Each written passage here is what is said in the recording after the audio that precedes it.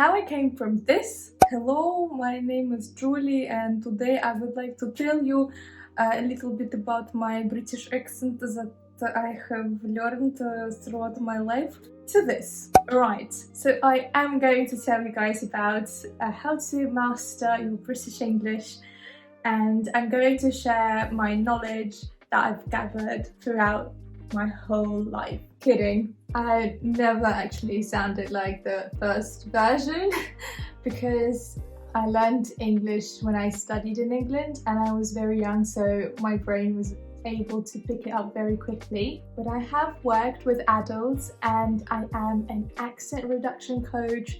In this video, I'll be sharing with you 8 tips how to master your British English. Let's go. First and foremost, you need to understand that your accent comes from your articulation.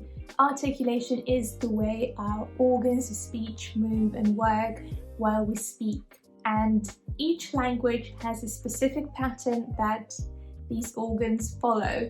So if I try to speak English with a Russian articulation, I will have a very strong accent like this. Hello?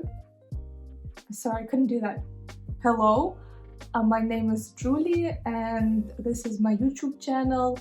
I like doing this very much.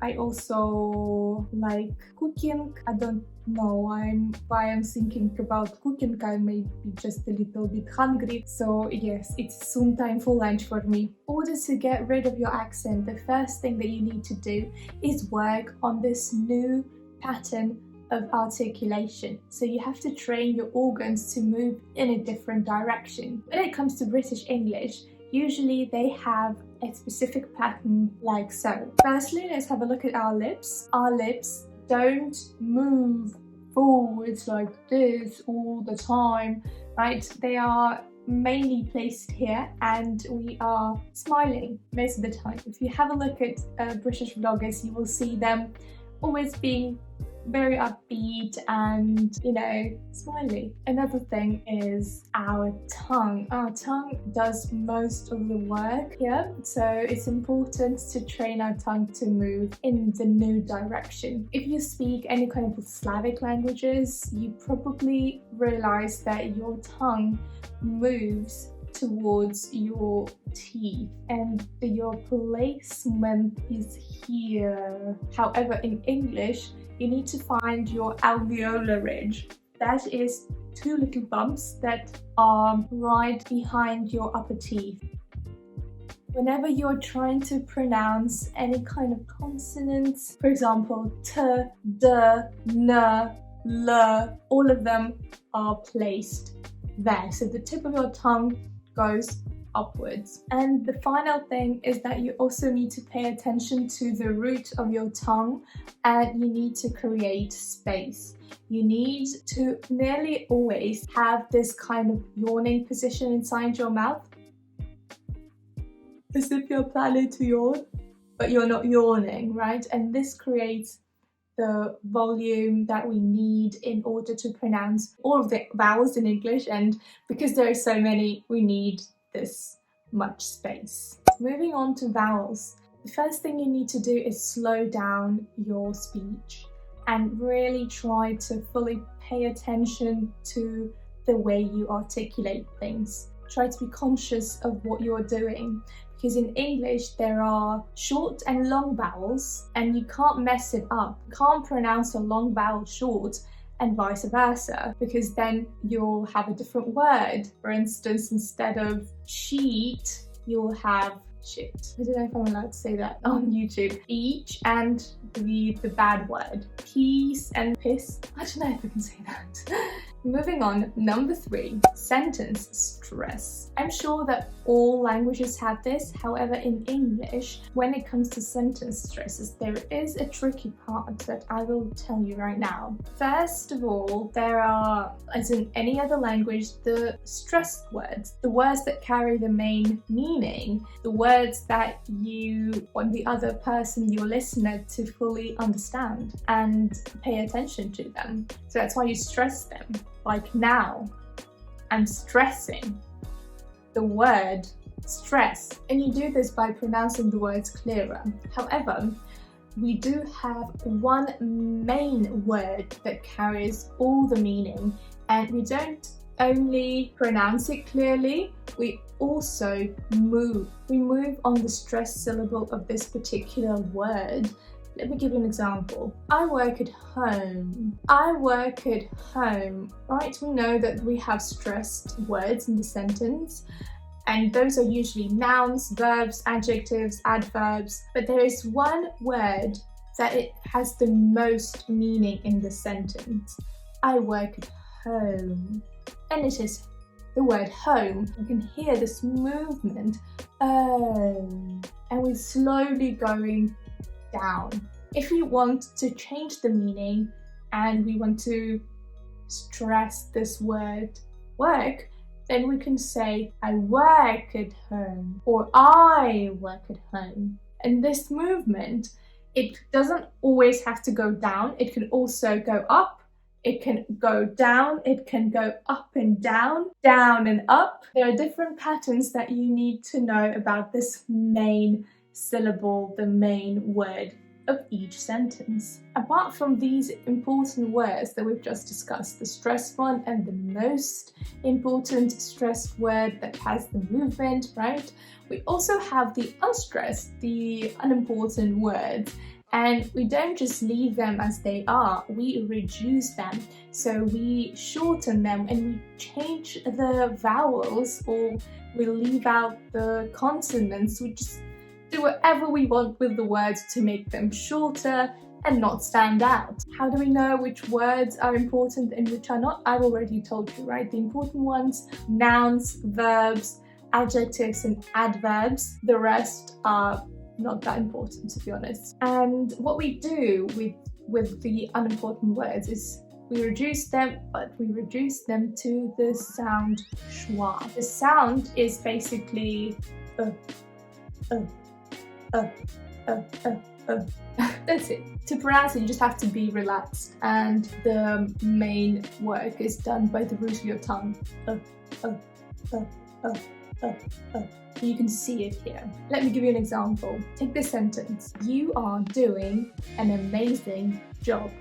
I wouldn't say this in rapid speech. I wouldn't say this when I'm speaking to someone because that sounds a bit fake, right? I would say it. You're doing an amazing job. You're doing an amazing job.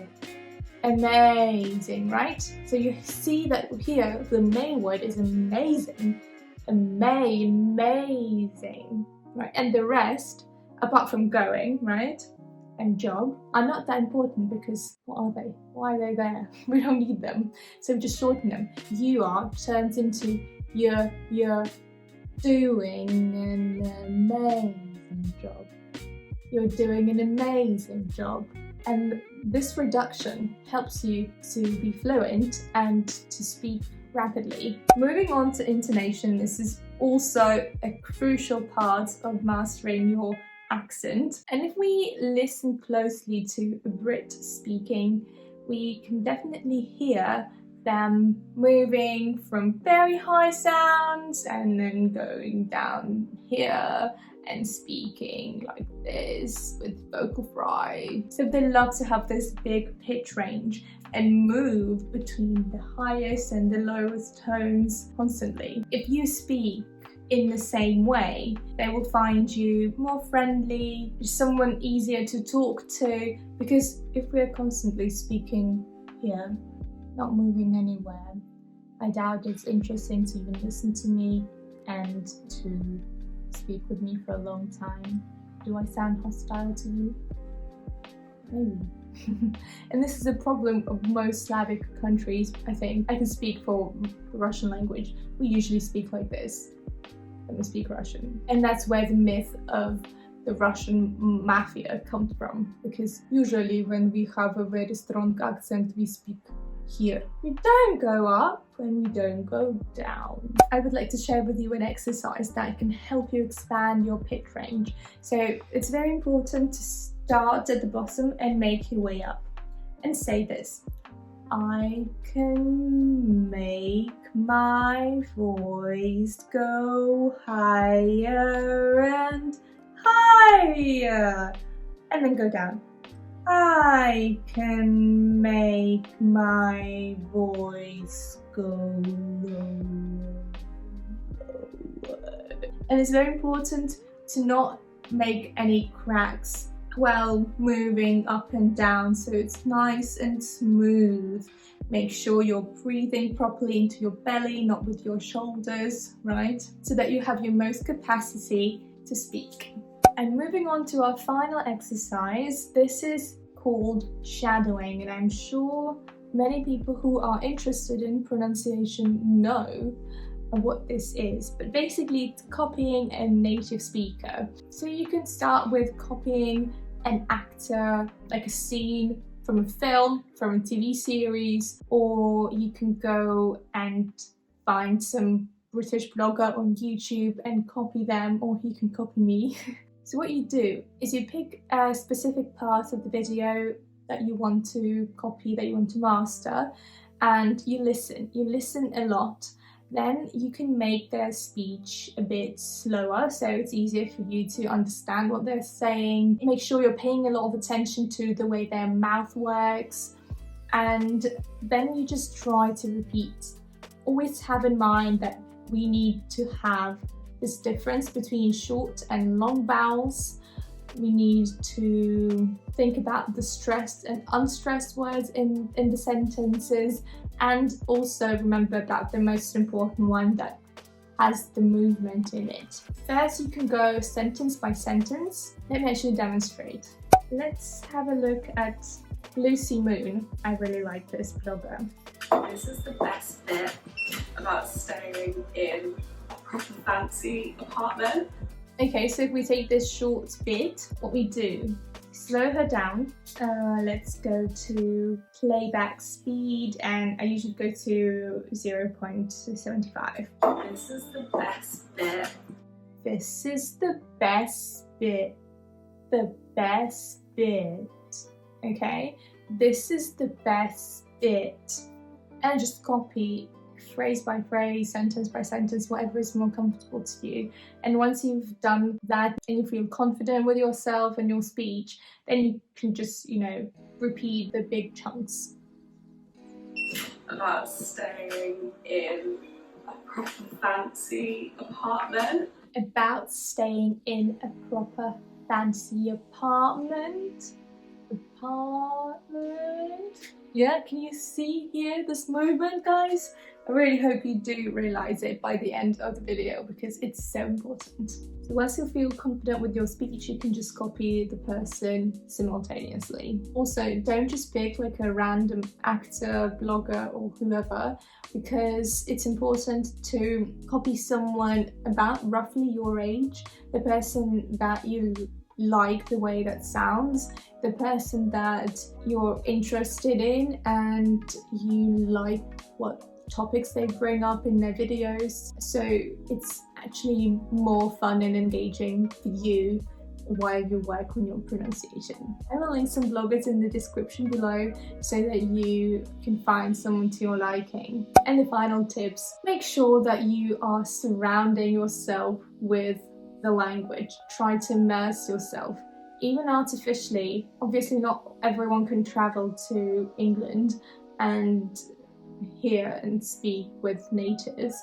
but just listen a lot to audiobooks or watch films, TV series, watch YouTube, and make sure that your ear is used to the way that they sound. And finally, practice makes perfect. This is the slogan of all accent reduction coaches, I think, because working on your articulation is working with your muscles, working with your hearing, and it's important to just practice and practice. It's a constant, process, and it's basically like going to the gym. You can't expect any results if you just go once a month. You have to be consistent, and this is the same thing. Make sure that you are practicing at least 15 minutes a day to have instant results. That's it from me. Thank you guys so much for listening. I really do hope that this was useful. Please let me know in the comments if you enjoyed it, and also if you have any questions, also let me know. Thank you so much again, and see you in my next video. Bye!